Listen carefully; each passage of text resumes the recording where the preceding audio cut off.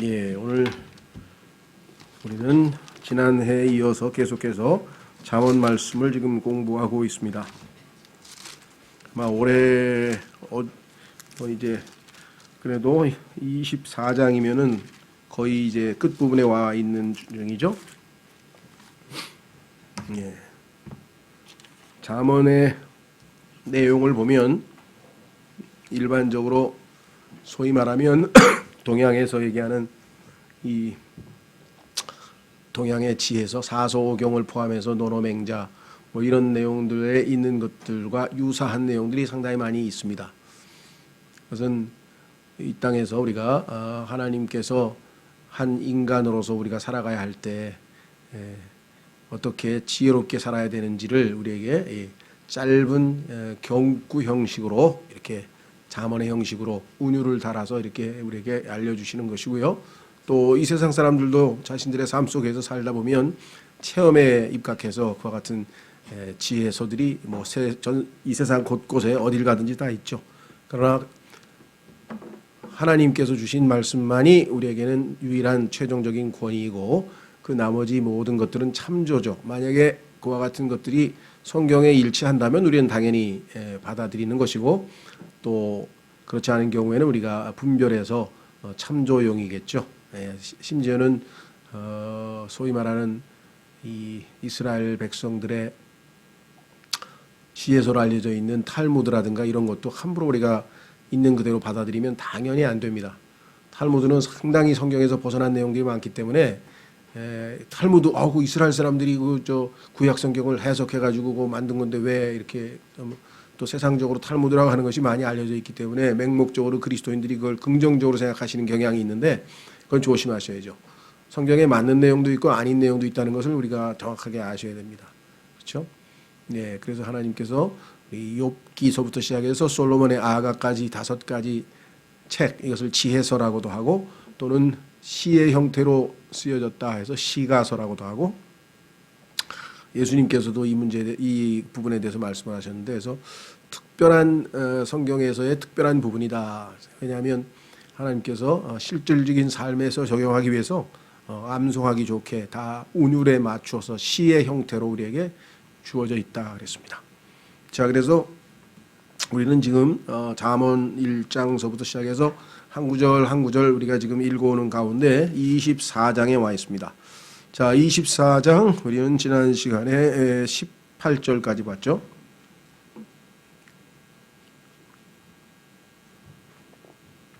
자, 잠언 24장 오늘은 19절서부터 보겠습니다. 너는 악한 자들로 인하여 초조해 하지 말며 사악한 자를 부러워하지 말라. 악한 자에게는 보상이 없으며 사악한 자의 등잔 불은 꺼지리로다. 이 말씀만 보면 아무 문제 없을 것 같은데 실제적으로 우리 주변에는 악한 자들로 인하여 초조해하는 사람뿐만 아니라 부러워하는 사람도 많죠. 예. 그리고 악한 자들이 잘 되는 것을 보고 실족하는 사람도 있습니다. 아니 나는 열심히 신앙생활하는데 나는 되는 일이 하나도 없는데 어떻게 저런 사람들이 잘 되지? 뭐 이렇게 생각하는 사람들도 있을 것이고요. 그러나 궁극적으로 20절에 악한 자에게는 보상이 없으며 겉으로 보기에는 그 사람들이 일시적으로 풍요를 누리고 그들이 여러 가지 권력을 누리고 뭔가 그렇게 사는 것 같지만 실제적으로 마지막 궁극적으로 주님 앞에 그들에게는 아무 보상이 없을 뿐만 아니라 결국은 그들은 촛불이 꺼진다는 얘기는 그의 생명이 다하고 멸망한다 이런 말이겠죠. 사라져버린다. 자, 한번 확인해 보겠습니다. 성경에 보니까 이런 문제로 인해서 심각하게 신앙의 위기를 맞이한 한 사람이 등장하는데 시편 73편에 보면 써 있습니다. 시편 73편에 보면 자기는 하나님 앞에 지금 바르게 신앙생활하려고 애를 쓰고 그런데도 불구하고 되어지는 일이 하나도 없이 고통에만 빠져 있는데 악하고 아주 정말 사악하고 누가 봐도 참 옳지 않은 사람인데도 불구하고 모든 일이 잘 풀려나갈 때 그때 이제 많은 신앙인들이 그리스도인들 중에서도 실족하는 경우가 있죠. 한번 확인해 보겠습니다. 시편 73편이 그 가장 유명한 시인데요. 진실로 하나님은 이스라엘에게 곧 마음이 깨끗한 자에게 선하시도다. 그러나 나로 말하건 내 발은 거의 지나갈 뻔하였고 내 걸음은 미끄러질 뻔하였으니 실족하기 직전이다. 왜? 이는 내가 사악한 자들의 번영을 보고 어리석은 자들을 부러워하였기 때문이로다. 저 사람들 왜 이렇게 잘 되지 모든 일이? 그들은 죽을 때에도 조이는 끈이 없고 오히려 힘이 강건하며 죽을 때도 뭐 고통스러워하지도 않고 다른 사람들 같이 고난 중에 있지도 아니하고 다른 사람들 같이 재앙을 다니지도 아니하나니 병도 안 걸리고 암도 안 걸리고 뭐 왜 저러지? 저게 잘 풀릴까? 그러므로 교만이 사슬처럼 그들을 두르고 폭력이 옷처럼 그들을 감싸는도다. 아주 의시되면서 갑질은 하고 사는데 심지어 그들의 눈은 기름져서 솟아오르고 그들이 가진 것은 마음이 원하는 것보다 더 많으며. 자, 성경에 보면 이 세상 신은 마귀입니다. 그래서 마귀가 자기가 원하는 사람들에게 물질적인 풍요를 제공해서 그들로 하여금 자기를 따르고 교만하게 할 수 있죠. 당연히. 8절 그들은 부패한 자로서 학대하는 것에 관하여 악하게 말하고 거만하게 말하며 그들의 입은 하늘들을 대적하여 놓여 있고 그들의 혀는 땅을 활보하는도다. 그러므로 그분의 백성이 여기로 돌아오매 그들이 잔에 가득한 물을 쥐어짜서 그들에게 부으며 말하기를 하나님이 어찌하시느냐 지극히 높으신 이에게 지식이 있느냐 하는도다. 하나님도 막 신성모독적 발언도 마음대로 하고 야, 너 하나님 믿는다면서 너 이렇게 그냥 쫄쫄 굶고 사는데 야, 나 좀 봐봐. 난 이렇게 잘 먹고 잘 사는데 뭔 그런 하나님을 믿어. 이렇게 얘기한단 말이야. 보라, 이들은 경건치 아니한 자들이로되 세상에서 형통하며 재물을 불리는도다. 여기서 많은 사람이 실족한다. 왜 그럴까요? 그리스도인들이 잘못된 생각을 갖고 있기 때문이죠. 그죠? 하나님께서 신앙생활 잘하는 사람들에게 물질적으로 보상하고 청통하게 하고 모든 게 잘 풀린다고 약속을 하신 적이 있는가요? 없단 말이에요. 그런데 그렇다고 전제하고 생각을 하니까 문제죠. 그렇죠? 오히려 바울은 가장 신실한 그리스도인이었는데 가장 어렵고 힘들게 사는 간증을 하잖아요. 내가 어떻게 살았는지 고린도 후서에 써 있잖아요. 그럼 바울은 신앙생활을 잘못한 건가요? 그건 아니죠. 그렇죠? 그렇다면 우리가 이건 전제 조건이 잘못됐구나. 이 땅에서의 물질적인 풍요와 그렇죠? 그와 같은 것들이 하나님 앞에 경건의 증거가 되는 건 아니라는 거죠. 그래서 이 사람이 이제 어떻게 생각했느냐? 내가 내 마음을 깨끗하게 하면 내 손을 무죄함 속에서 씻은 것이 참으로 헛되니 나는 하나님 말씀대로 살려고 애를 썼는데 이거 다 헛된 거 아니냐? 내가 종일토록 재앙을 당하며 아침마다 징계를 당하였도다. 내가 만일 이르기를 내가 이렇게 말하리라 하면 보소서 내가 주의 자녀들의 세대를 향하여 죄를 지으리이다. 내가 이것을 알려고 생각한즉 그것이 내게 너무 심한 아픔이 되었는데 아무리 해도 이해가 안 되더라 이거. 어떻게 하나님께서 열심히 신앙생활하는 사람을 이렇게 어렵게 놔두고 악하고 못되게 사는 사람은 저렇게 잘 풀리게 놔두실까? 도저히 납득이 안 갔다. 어디에서 이해가 됐는가? 17절 하나님의 성소에 들어갔을 때야 비로소 그들의 종말을 내가 깨달았나이다. 그 사람들이 누리는 풍요와 권력과 모든 좋은 것들은 일시적인 것이다. 이게 잠시 일종의 미끼 같은 거예요. 마귀가 자기 편으로 삼으려고 미끼를 던져서 그거를 불었을 뿐 그들의 결말은 어떻게 되는가? 18절 분명히 주께서 그들을 미끄러운 곳에 두시며 그들을 던지사 파멸에 이르게 하셨나이다. 그들이 어찌 그리 순식간에 황폐하게 되었나이까? 그들이 두려움으로 완전히 소멸되었나이다. 그러니까 우리 그리스도인들은 최후의 마지막 그 보상을 봐야 되겠죠. 자, 잠언 24장으로 다시 돌아오시면 그들의 마지막 결말은 무엇인가? 이렇게 써 있습니다. 19절에 너는 악한 자들로 인하여 초조해하지 말며 사악한 자를 부러워하지 말라. 왜? 악한 자에게는 보상이 없으며 하나님께서 그에게 줄 보상이 없고 반면에 사악한 자의 등잔불은 꺼지리로다. 그들의 종말은 멸망이다. 우리 그리스도인들은 이 땅에서 어떻게 보상을 받는가 한번 보겠습니다. 골로새서 3장 골로새서 3장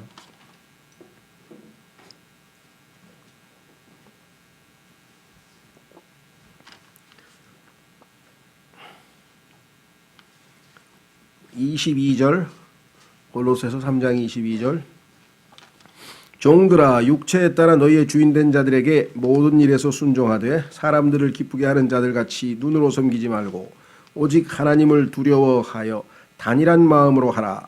또 너희가 무슨 일을 하든지 마음을 다해 주께 하듯 하고 사람들에게 하듯 하지 말라. 너희가 상속 유업의 보상을 주에게서 받을 줄 아나니 너희는 주 그리스도를 섬기느니라. 사장을 섬기고 부장을 섬기는 게 아니라는 거죠. 그들은 대리인이고 실제로 우리가 섬기는 분은 주님이시기 때문에 결국은 보상도 주님이 주신다. 그러나 부당하게 행하는 자는 자기가 행한 부당한 일로 인하여 보응을 받으리니 거기에는 사람들의 외모를 중시함이 없느니라.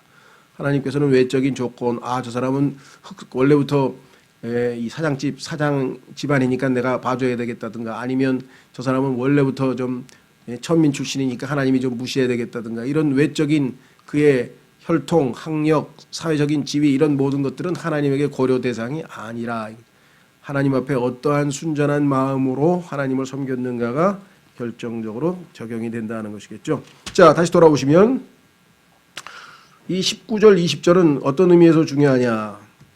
오늘날 우리 사회에서 벌어지고 있는 악한 일 또는 죄의 약 거의 대부분이 한 90% 가까이가 다 여기서 생기는 겁니다. 예를 들면 악한 자들의 일이 잘 풀리는 것을 보고, 야, 저기 사기쳐가지고 저렇게 해서 그냥 이렇게 해서 이렇게 해서 이렇게 하니까, 야, 이거 잘 풀리는구나, 나도 저렇게 해봐야 되겠다, 이렇게 해서 아주 그 잘못된 것 관행들을 따른다든가 또 수법을 쓴다든가 이렇게 해서 지금 온갖 일이 벌어지죠. 야, 딴 거 해봐야 장사 벌리지 않는데, 야, 술집 차려가지고 한번 크게 치자. 그 정말 잘 되더라. 빠칭코를 했더니 막 왕창 돈을 벌더라. 그러다 흉내 내는 거 아니에요. 그렇죠? 그대로 따라가는 거예요. 따라서 우리가 그리스도인만이라도 적어도 이러한 세상적인 세태에 우리가 말려 들어가서는 안 된다. 왜? 우리는 마지막을 알고 있기 때문에. 그렇죠? 그래서 죄는 우리에게 잠깐의 즐거움만 줄 뿐이라고 히브리서 11장에 써 있죠. 죄가 우리에게 즐거움을 안 주는 건 아닙니다. 그러나 그는 잠시뿐이라고 분명하게 성경에 써 있죠. 자, 다시 돌아오셔서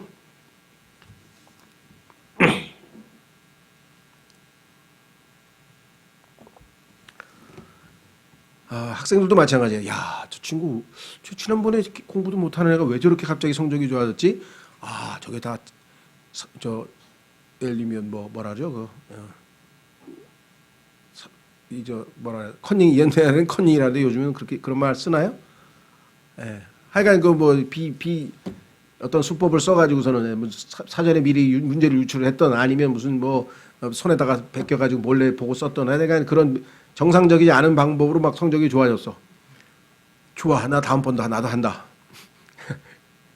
이렇게 되는 거죠. 그렇죠? 이것뿐만 아니에요. 장사도 마찬가지고, 야, 저놈 보니까 말이야, 위에다가 그냥 사과 제일 좋은 거 위에다가 딱 깔고, 두 번째에는 조금 작은 거 깔고, 밑에는 그냥 완전히 잘 자란 거 깔아가지고, 저러니까 그냥 다 팔리네. 하여간 이익도 많이 남고. 고기도 마찬가지죠. 야, 이거 그냥 한 30g씩 빼자. 600에서 한 30g씩 빼고 이런 식으로. 그러니까 그런 악한 사람들의 일들은 사람들에게 부러움의 대상이 되고, 그거를 추종하게 되고, 결국은 사회 전반이 다 악하게 되어버리는 것이에요. 그거 다 하는 일이에요. 그렇게 하면 불법인데, 그거 다 해요. 다 괜찮아요. 이렇게 넘어간단 말이에요. 그게 지금 우리 사회가 완전히 그런 일에 만연이 되어 있는 것이죠. 그래서 정말 우리 그리스도인만이라도 주변에서 좀 편법이 나쁜 이러는 것들로 인해서 잘 되더라도 결코 요동할 필요가 없다. 21절, 내 아들아 너는 주와 왕을 두려워하고 변하는데 능숙한 자들과 상관하지 말라. 그들의 재앙이 갑자기 생기리니 그들 둘의 멸망을 누가 알겠느냐. 자, 여기는 지금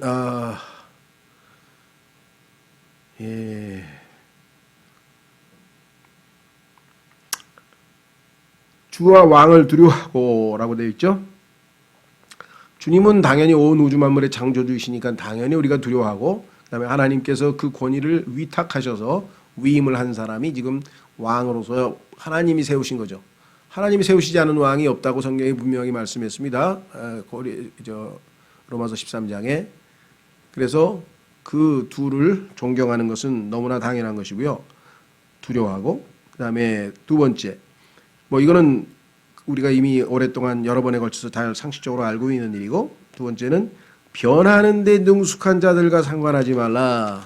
이게 이제 소위 말하면 아주 우리가 좀 조심해야 될 거죠. 왜? 이 땅에 보니까 소위 말하면 변신에 능한 사람들이 있어요. 카멜레온처럼. 그렇죠? 일종의 뭐 기회주의자라고 할 수 있겠죠. 어느 순간에 여기 붙었다가 좀 있다가 나중에 보면 또 딴 데 붙었다가 뭐 이렇게 해가지고 아주 그냥 그 이 자신의 어떤 출세를 그런 방식으로 해나가는 사람들, 뭐 이 사회에 아주 뭐라고 해야 되나, 지략가라고 해야 되나, 예. 그런 사람들이 아주 출세하고, 그렇지 않고 정직하게 뭔가 좀 해보려고 하는 사람은 인맥도 없고 뭐 하여간 통하지 않아서 잘 안 되고 뭐 이런 일들이 우리 주변에 이제 늘 있는데, 사실은 이렇게 변심을 잘하는 사람들, 여기 나와 있죠. 변하는데 능숙한 자들과 상관하지 말라. 좀 표현이, 변하는데 능숙하다는 얘기는 잘못하면은 긍정적으로 볼 수도 있어요. 예를 들면 어떤 상황이 발생했을 때, 새로운 상황이 발생했을 때 거기에 적응을 잘한다, 그렇게 긍정적으로도 볼 수 있죠. 그렇죠? 예, 그러나 여기서는 지금 부정적으로 얘기하는 겁니다. 성경에서 제일 변신을 완벽하게 한 자가 누구냐? 그게 바로 마귀였죠. 자, 확인해 보겠습니다. 고린도후서 11장. 고린도후서 11장에 가면은 마귀는 자신을 빛의 천사로서 변신을 했습니다. 바꿔버렸어요. 고린도후서 11장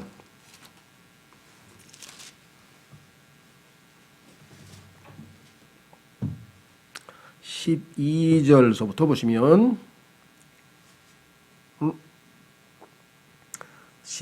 13절 보면, 그러한 자들은 거짓 사도요 속이는 일꾼이며 자기를 그리스도의 사도로, 사실은 거짓 사도인데 그리스도의 사도로 가장하는 자들이니라.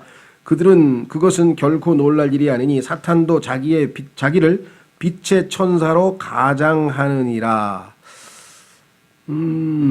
여기에서 지금 가장이라는 단어가 사실은 이 번역이 제가 보기에는 정확하지가 않아요.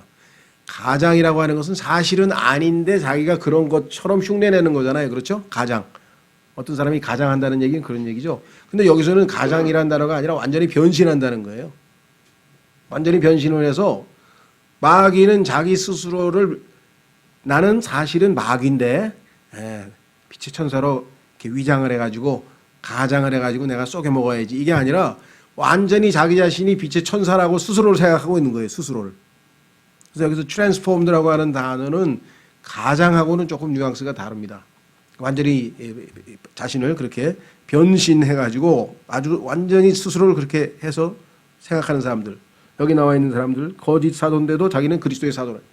그 사람들은 당연히 나는 원래 거짓 사도야, 그런데 그리스도의 사도로 사람들을 속여야지가 아니라 자기 스스로가 나는 하나님의 일꾼이라고 외치는데 알고 보면 사실은 아니라 이거죠. 무슨 말 이해가 됐죠? 하나님의 일꾼이라고 외치는 사람이 사실은 속으로는 나는 사실은 마귀의 일꾼인데 그냥 하나님의 일꾼으로 가장해야지, 그런 일꾼은 없어요. 스스로 자기가 완전히 변신을 해가지고 스스로 자기가 하나님의 일꾼이라고 착각하고, 그러니까 생각하고, 스스로는 그렇게 생각하는 거죠. 자, 그런 의미에서 봤을 때 이 변신에 능한 것은 아주 마귀적인 것이다 라고 하는 것을 우리가 좀 잘 생각을 해야 되겠죠. 자, 그뿐만 아니라 이 바꾸는 데 능숙한 사람도 있어요. 바꿔버린다. 다니엘서 한번 보시면 나중에 적그리스도가 통치하는 이 마지막 시대가 되면 그 자는 이 땅에 있는 모든 것을 다 체인지 시켜버립니다. 다 바꿔버립니다. 모조리다. 하나님이 정하신 질서를 다 바꿔버려요. 자, 다니엘서 7장 25절.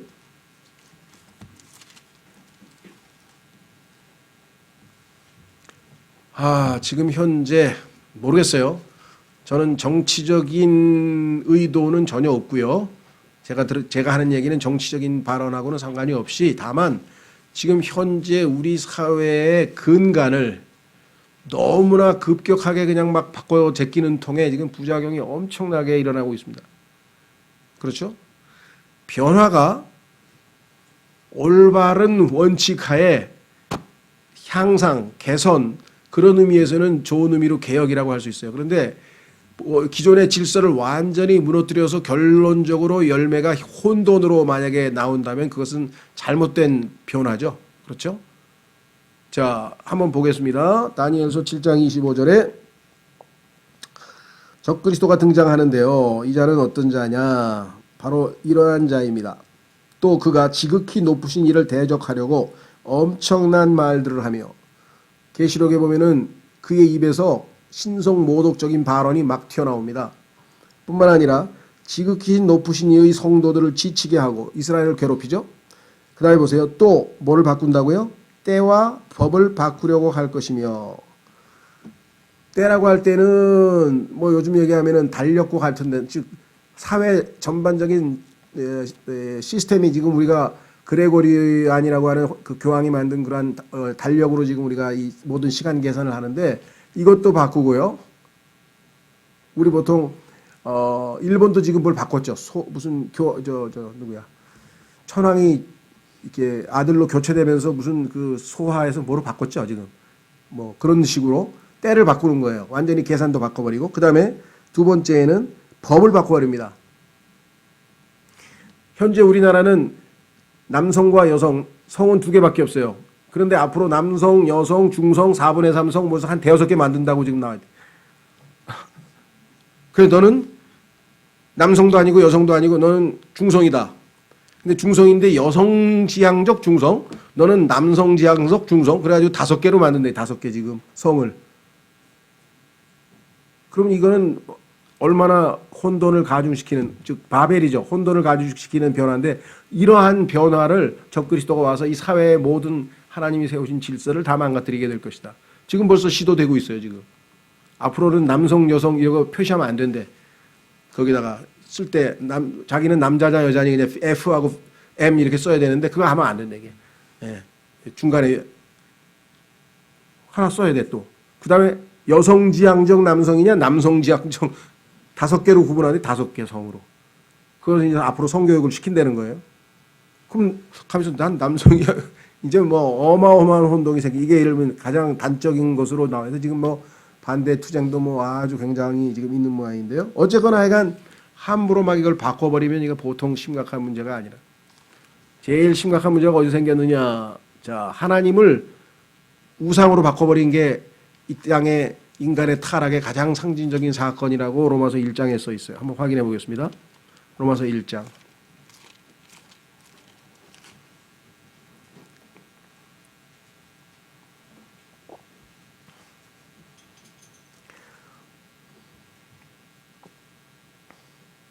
(21절) 이 땅의 죄인들이 어떤 짓을 했는가. 로마서 1장 21절. 그들이 하나님을 알되 그분을 하나님으로 영화롭게 하지도 아니하고 감사하지도 아니하며 오히려 자기들의 상상 속에서 허망해지고 또 그들의 어리석은 마음이 어두워졌나니, 그들은 스스로 지혜롭다고 선하나 어리석은 자가 되어 썩지 아니할 하나님의 영광을 썩을 사람이나 새나 네 발 달린 짐승이나 기어다니는 것들과 같은 형상으로 어떻게 했다고요? changed. 바꿔버렸다 이게. 예? 그러니까 이와 같이 질서를 무너뜨리고 바꿔버리는 짓을 하는 사람들, 이런 사람들과 우리가 상관해서는 안 된다라고 지금 오늘 잠언에서 경고했습니다. 그렇죠? 예, 오늘날 소위 말하는 이 혁명이라고 하는 것이 성공하고 나서 권력을 잡으면 혁명이라고 하지만 그것의 파급 효과가 얼마나 부정적인가, 많은 질서가 무너지는가 한번 생각해 보십시오. 자, 다시 돌아옵니다. 그래서 변하는 데 능숙하는 자들과 상관하지 말라. 22절. 그들의 재앙이 갑자기 생기리니, 이런 자들 하나님 앞에서 재앙이 생긴다. 재앙이 생기니 그들 둘의 멸망. 그들 둘은요, 소위 말하면 여기 나와 있는 악한 자들, 그 다음에 변하는 데 능숙한 자들, 이들 모두를 다 합쳐서 하나님 앞에서 이들은 언젠가 어떻게 멸망이 있을지 알지 못한다라고 얘기를 했습니다. 자, 그 다음에 우리는 오늘 23절서부터 26절까지 이것들도 지혜로운 자에게 속한 것이라. 자, 여기서 지혜로운 자라고 지금 이제 우리는 번역을 했는데, 해석상으로 보면은 지혜로우신 분, 예수 그리스도 또는 하나님에 관한 언급일 수도 있는 것 같아요. 즉 앞에 나와 있는 지금 우리가 읽은 내용들이 하나님께서 행하시는, 집행하시는 일들이다. 이렇게 해석을 해도 무방한 것 같습니다. 재판할 때 사람들의 외모를 중시하는 것은 좋지 못하니라. 그렇죠. 우리나라에는 뭐 외모도 가장 센 외모가, 여기서 외모란 말은 우리 지금 그 사람 얼굴 잘생겼는데 뭐 이거 아니에요. 이거 아니에요. 외적인 조건이에요. 근데 이게 번역을 왜 외모라고 번역했는지 모르겠는데 번역하기가 어려워서 그래요. 이게 지금 person이라는 건데 person. person은 인격인데 그 인격이라고 번역하기 어렵잖아요. 그러니까 그 사람의 됨됨이 됨됨이라고 번역하기도 어렵고 그래서 지금 할 수 없이 그냥 옛날 개혁 성경에서 하나님께서 외모를 중시하지 않는다 또는 하나님은 사람의 마음을 중심으로 보지 외모를 보지 않는다 이것을 그냥 번역이 뭐랄까 관행처럼 전해 오다 보니까 달리 대안이 없어서 할 수 없이 쓰고 있는 거지 의미는 지금 이게 전달이 잘 안 돼요. 그렇죠. 우리가 외모가 출중하다 그러면 외적인 걸 얘기하잖아요. 성경에서 말 때는 외모는 그러한 외모가 아니고 person이에요. person. person이라는 것은 인격체란 말이잖아요. God is a person. 하나님은 인격체시다. 인격체의 특징이 뭐냐? 그러니까 말도 할 수 있고 생각도 할 수 있고 책임도 질 수 있고 그런 존재다. 그런 뜻인데 이게 지금 하나님이 외모를 중시하지 않느냐는 어떤 그 사람의 외적인 조건, 그 사람의 출생, 그다음에 남녀 신분, 그다음에 그 사람의 능력, 뭐 그 사람의 뭐 소위 말하면 연봉, 뭐 이런 어떤 외적인 조건들을 하나님께서 감안해서 뭐 재판할 때 뭐 봐준다든가 아니면 그거 그냥 너는 똑똑한 집안 출신이니까 그냥 그 정도 그래 그냥 됐어 이렇게 하면 안 되죠. 근데 우리나라 같은 경우는 기업 총수 사회에 기여를 많이 했잖아. 저 집행유예로 하자.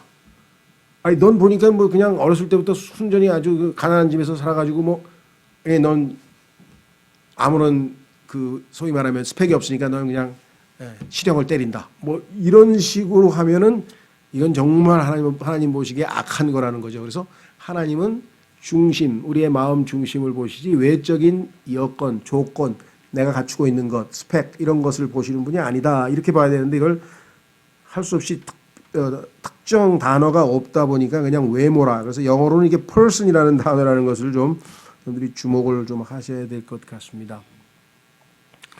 그러니까 성경에서 제일 번역하기 어려운 단어가 두 단어인데 하나는 mind하고 하나는 person이에요. 그래서 마인드를 생각이라고 했다가 그 다음에 뭐 마음이라 그랬다가 마음 자세라 그랬다가 뭐 태도라고 했다가 이게 막 쉽지가 않아요. 그래서 차라리 어떤 분은 그냥 영어로 씁시다 그래가지고 마인드라고 그냥 쓰더라고요. 성경을 보니까 한글로 써놔서 마인드. 얼마나 고민이 됐으면 마인드라고 썼을까. 차라리 나는 거기에 공감이 가. 왜? 우리도 마인드 많이 쓰잖아. 마인드 컨트롤도 쓰고 뭐 리걸 마인드라고 쓰고 그렇죠?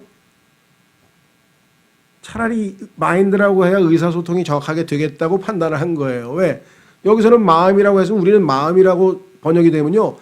영어로 다 떠오르는 게 하트가 떠오르지 마인드가 떠오르질 않거든요. 그러니까 의미 전달이 잘 안 돼. 그래서 하나님께서는 영어 킹제임스 성경을 기준으로 두신 거예요. 그러니까 우리말은 마인드하고 하트하고 이게 영어의 두 단어는 다른 건데 우리는 마음이라고 쓰면 하트로 갈 수도 있고 마인드로 갈 수도 있고 완전히 달라. 그래서 할 수 없이 또 그러면 마음이라고 하지 말고 마음 자세라고 하자. 그럼 마음 자세는 마인드, 마음은 뭐 하트 뭐 이렇게 해가지고. 그래서 이런 문제 때문에라도 우리가 필요한 경우에는 영어를 좀 참조를 해야 된다. 그래서 이때 외모는 뭐 출중한 외모 그거하고는 아무 상관없는 거라는 것. 자, 그 다음에 하나님께서 당연히 재판할 때 사람들이 외모를 중시하는 것은 좋지 못하니라는데 왜 그럴까요? 이 땅에 전 세계 어디를 가도 이게 다 외적인 조건에 따라서 다 판결이 달라져요. 정당하지가 않아. 공평한 판정이 있는 나라는 아무 데도 없어요. 그렇죠? 권력이 센 사람은 좀 가만히 되고 돈이 많은 사람도 가만히 되고 그렇죠? 저 사람 보니까 내 동창하냐? 이거 좀 봐줘야 되겠다. 저 사람 우리 조금 전에 우리 부장 검사가 변호사님 왔네. 정관 예우 좀 봐주자. 이 뭐 정말 이 땅에서는 의로운 재판을 받을 수가 없는 것이죠. 자, 그럼에도 불구하고 그것은 하나님 보시기에 좋지 않다. 24절. 자, 사악한 자에게 분명히 나쁜 놈이야. 그런데 의로우신 분이시네요 라고 하는 자는, 그런 말을 하면 백성들이 저주하며 민족들이 몹시 싫어하거니와. 그렇죠. 뒤에서 욕하죠. 아첨 떨고 있어 저기 정말. 그렇죠. 분명히 아첨이죠. 예. 지금 모르겠어요. 난 정말 그 김정은인가? 그 젊은 폭군을 보고 민족의 태양 막 이런 사람들이 진짜 속으로 하는 건지, 왜 세뇌가 돼서, 아니면 잘못하면 죽으니까 그냥 외삼촌도 총으로 쏴 죽이는데 뭐 겁이 나가지고 하는 건지, 그 속마음은 모르겠어요 지금 제가. 그런데 뭐 세뇌된 사람도 많을 거고 속으로 뻔히 다 아는데, 저 애숭이 새끼 저거, 아이고 정말 속으로는 욕을 디립다 하면서. 아니 근데 실제로 그 조사가 나왔더라고요. 북한에 있는 사람 중에서 김정일이까지는 그래도 막 이렇게 좀 했는데, 김정은이는 마음으로 존경하는 사람이 거의 없다고 지금 그런 뭐 누가 통계 조사를 했더라고요. 예. 하여간 뭐 어쨌거나 지금 얘기하고 싶은 것은 뭐냐면, 사악한 사람이야. 히틀러 보고 아이고 총통님 막 이렇게 훌륭하신 분이 어딨냐고 이러면 안 되는 거죠. 자, 백성들이 저주하며 민족들이 몹시 싫어하여거니와 그를 꾸짖는 자들에게는 기쁨이 있겠고 또 좋은 복이 그들 위에 임하리라. 당연히 지적할 것은 지적을 해야죠. 네. 그래서 실제로 본회퍼라고 하는 그 유명한 이 독일의 목사도 히틀러에 대해서 저항을 했고요. 받아들이지 않았죠. 감옥에 갔는데요. 자, 그래서 우리는 24, 25절은 일상적인 상식적인 선에서 해석이 되는 것이고, 두 번째는요, 소위 말하면 이 적그리스도, 그렇죠? 이 적그리스도라고 하는 인물이 등장했을 때 그의 그 카리스마에 눌려가지고 그 휘하에 있는 열 왕을 포함해서 이 땅에 있는 모든 정치 지도자들이 그저 이 어떤 그 위력 앞에서 일종의 아부성 발언을 하는 사람들이 뭐 이 땅의 마지막 순간에는 다 나타나게 될 것이다. 자, 그 다음에 26절, 모든 사람이 바른 대답을 내는 자의 죄송합니다. 모든 사람이 바른 대답을 내는 자의 입술에 입을 맞추리라. 그러니까 지금 현재 일시적으로는 사람들에게 아부성 발언을 하는데 그것은 결국은 백성들이 저주하고 나중에 몹시 싫어하게 될 것이고, 그 다음에 반대로 그를 꾸짖는 자들에게는 기쁨이 있고 또 좋은 복이 그들 위에 임한다. 자, 그러니까 24들의 사악한 자는 우리가 나중에 적그리스도를 예표하는 인물로 볼 수 있고요. 반면에 26절에 모든 사람이 바른 대답을 내는 자의 입술. 자, 바른 대답을 내는 자가 누구겠습니까? 물론 이 땅에 우리 주변에도 보면은 정말 뭐라 그럴까요? 뭐 대쪽 같은 사람이 있어가지고 자기가 옳은 것 이외에는 절대로 숙이지 않고 이렇게 원칙적으로 얘기하는, 뭐 우리 모르겠어요. 옛날 우리 조상 중에는 누가 그런 사람이 있었나요? 황희정승 같은 사람이 그런 사람인가? 나는 잘 모르겠는데 역사적으로 보면 하여간 왕한테도 그냥 목숨을 걸고 올바른 직언을 한 사람들이 자주 있었잖아요. 그렇죠? 예. 네. 그런 사람이 있어요. 자, 그러나 여기서는 우리가 또 앞에 적그리스도를 예표하는 사악한 자가 있다면, 여기서는 바른 대답을, right answer, 올바른 대답을 하시는 분은 당연히 예수 그리스도시죠. 그렇죠? 예. 그분의 모든 말씀은 다 옳다라고 성경에 써 있기 때문에. 자, 그래서 결국은 그분의 입술에 입에 입을 맞추게 된다는 얘기는 그를 신뢰한다는 뜻이죠. 어떻게 할 수 있는가 한번 확인해 보겠습니다. 시편 2편으로 가면, 시편 2편에 가면 하나님께서 자신의 아들을 이 땅에 보내시고 모든 인간들에게 요구를 하셨는데, 그것은 뭐냐면 아들에게 입 맞추라. 그러니까 아들에게 입 맞추는, 뭐 아들이 안 보이는데 어디 가서 입 맞추냐. 아들은 지금 셋째 하늘에 가 계신데 어디 가서 입 맞춰요. 입 맞춘다는 얘기는 여기서는 신뢰한다는 뜻으로 써 있죠. 왜? 그 밑에 써 있죠. 자, 시편 2편에 보시면 12절에 그 아들에게 입 맞추라. 그리하지 아니하면 그분께서 분노하사 그분의 진노가 조금이라도 타오를 때 너희가 길에서 벗어나 망하리로다. 그분을 뭐라 그래요? 신뢰하는 자들은 다 복이 있도다. 그러니까 입 맞춘다는 것은 신뢰한다는 것이겠죠.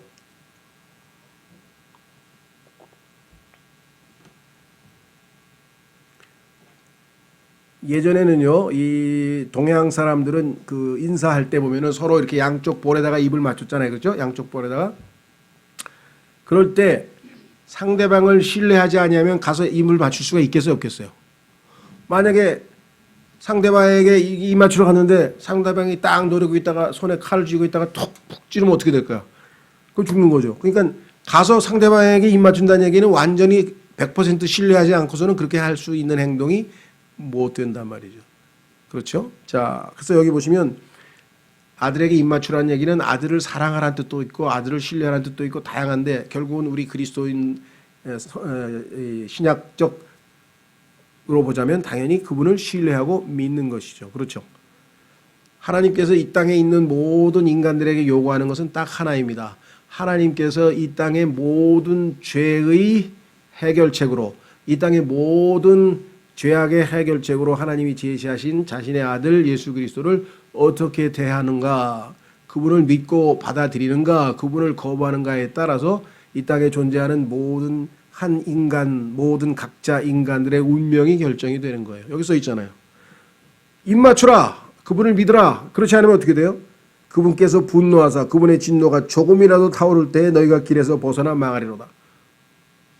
그렇죠? 우리는 예수 그리스도를 믿으면 영원한 생명을 얻고 멸망치 아니하게 된다고 요한복음 3장 16절에 말씀하셨는데 반대로 아들에게 입맞추지 아니하고 아들을 신뢰치 아니한 자들에게는 영원한 멸망이 기다리고 있다라고 성경에 분명하게 우리에게 말씀하고 있는 것이죠.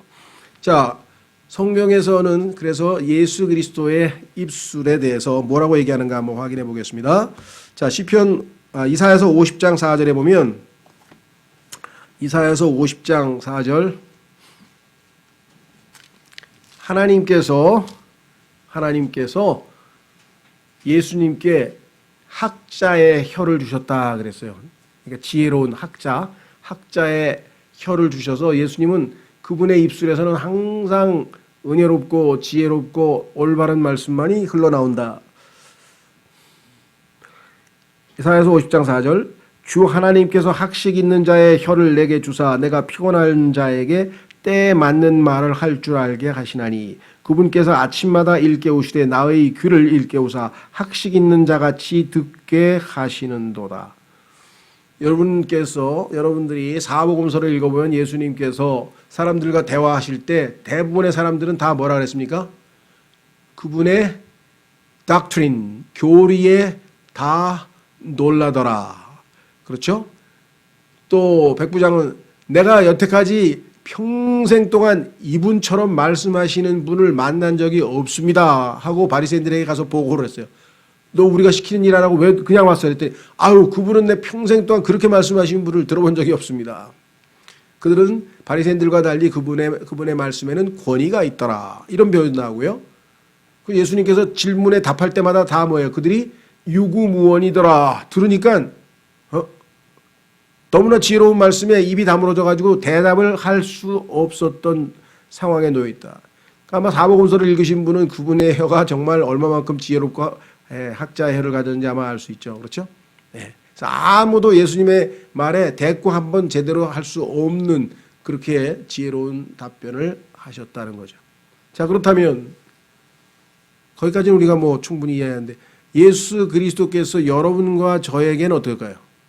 예수님께서 우리 안에 지금 들어와 계셔서 사신다면 우리도 당연히 우리 주변에 있는 사람들에게 옳은 답변을 해줘야 될 거 아니겠어요? 그렇죠? 자, 그래서 거기에 대해서 우리에게도 그렇게 말씀하고 있죠. 확인해 보겠습니다. 베드로전서 3장에 가면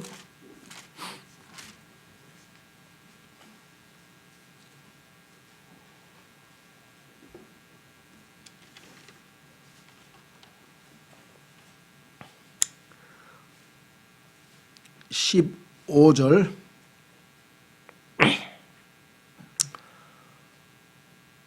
(14절부터) 그러나 너희가 의로 인하여 고난을 당하면 행복한 자니. 여러분들 아마 나는 행복하고 싶지 않다 이런 사람이 있을까? 이 구절이 말로는 맨날 행복하고 싶다 그러는데 성경에 보면 행복한 자가 나오는데 성경에 행복한 자 나오면 나는 싫어. 예? 주는 것이 받는 것보다 더 복되다니. 난 복받기 싫은데? 그렇죠. 하나님 말씀을 그때 믿어요. 신뢰하고 그대로 실행하면 정말 나의 평소 때 복 받은 것보다 훨씬 더 큰 복을 누릴 수가 있죠. 여기서도 마찬가지. 행복은 뭐냐? 여기 이렇게 써 있네요. 의로 인하여 올바른 일을 했는데 부당하게 대우를 받았어. 그럼 고난을 당한 거죠. 행복한 자니. 왜 그래요? 예수님이 그런 삶을 사셨으니까. 근데 예수님은 이 세상에서 가장 행복한 사람으로 성경에 나오니까. Blessed is the name of the Lord. 그렇죠? 예수님은 가장 복되신 분이란 말이죠. 그리고 복의 근원이시죠. 모든 사람들을 다 복되게 하시고 행복하게 해주시는 분이잖아요. 그러면 가장 행복하신 분이 의로 인해서 고난을 당했으니까 그런 사람은 당연히 행복하다 그러겠죠. 예수님은 오래 참으셨죠. 그래서 성경에 보니까 참는 자는 행복하다라고 야고보서에 써 있어요. 그러니까 성경에 행복의 비결은 다 써 있는데 실천을 안 해서 뿐이지 다 답은 어떻게 하면 행복한지 다 써 있습니다. 여기 써 있어요. 자, 그 다음에 뭐라 그랬나 보십시오. 그들이 두렵게 하는 것을 무서워하지 말고 불안해하지도 말며 걱정할 거 하나도 없다. 왜? 오직 너희 마음속에서 주 하나님을 거룩히 구별하고 너희 속에 있는 소망의 이유를 묻는 모든 사람에게 온유함과 두려움으로 대답할 것을 항상 예비하며. 무슨 질문이 들어와도 당신 무슨 근거로 그렇게 아주 천하태평이야? 아니 뭐 내일 지금 뭐 저 밥 먹을 쌀도 없다면서? 근데 왜 그렇게 천하태평이지? 그럼 뭐라고 답변하겠어요? 하나님께서 기도하면 응답을 해주신다 그랬는데 그래서 난 기도만 하면 된다. 그죠? 네. 너희는 먼저 하나님의 왕국과 그의 의를 더하라. 구하라. 그러면 이 모든 것을 너희에게 더하리라. 먹을 거 입을 거 다 책임지신다고 하나님이 했는데 그 말씀을 난 믿기 때문에 그렇게 기도하겠다. 그렇죠? 네. 그 이외에도 하여간 뭐 여러분이 처해 있는 그 처지가 세상 사람들이 보기에는 별것 아닌 것 같은데 왜 그렇게 기뻐하는 거야? 왜 이렇게 좋아하는 거야? 아, 이거 다 하나님께서 보고 계셔서 나중에 다 보상하신다고 그래서 내가 나중에 하늘에 지금 내 이 회계장부에 내 지금 다 플러스로 올라갔다 이게. 그래서 하나님이 지금은 사람들이 내가 하는 것에 대해서 알지도 못하고 아무도 인정하지 않지만 하나님이 인정해 주시니까 얼마나 기쁘냐. 뭐 이렇게 답변하실 수도 있고요. 그러니까 하여간 무슨 질문에든지 여러분이 정직하게 성경을 근거로 해서 답변하실 수 있다. 그걸 준비하라고 성경에 말씀했죠. 뭐 성경에 나와 있는 여러 가지 지식적인 거는 아직 우리가 통달할 수가 없으니까 다 답변 못하고 뭐 모르면 모르는 대로 지금 현재까지는 내가 잘 모르겠다. 이렇게 정직하게 또 답변할 수 있는 거죠. 자, 그래서 우리는 오늘 잠언 말씀을 통해서 적그리스도와 예수 그리스도를 대변하는 두 예표적 상황을 우리가 한번 좀 살펴보았습니다. 예, 오늘은 여기까지고요. 다음 시간에는 보니까 20몇 절이죠? 27절서부터 34절까지는 보니까요. 이게 다 농사일과 좀 관련이 있네요. 그래서 아마 세트로 해서 한번 묶어서 다음 주에 한번 마무리를 해서 24장을 마무리하도록 하겠습니다. 자, 오늘 주신 말씀을 통해서 스스로 한번 생각해 보십시오. 나는 주변에 악한 자들이 너무 잘 풀리는 것을 보고 시기하거나 혹시 부러워하거나 그런 건 없는지, 정말 나는 주님과 왕을 두려워하고, 그렇죠? 변신하고 일관성이 붙고 그런 사람들하고는 가깝게 지내지 않고 내가 이 거리감을 두고 잘 지내는지, 또 여기 나와 있는 것처럼 예수 그리스도께서 바른 대답을 하시는 것처럼 나도 항상 나에 대해서, 소망에 대해서 묻는 사람들에게 답변을 준비하고 있는 것인지, 주님, 제가 이 땅에서 주님께서 나의 지혜가 되시기에 지혜로운 삶을 살 수 있도록 하나님의 말씀을 부지런히 읽고 공부하고 실천하는 사람이 되게 해주십시오. 다 같이 기도하겠습니다.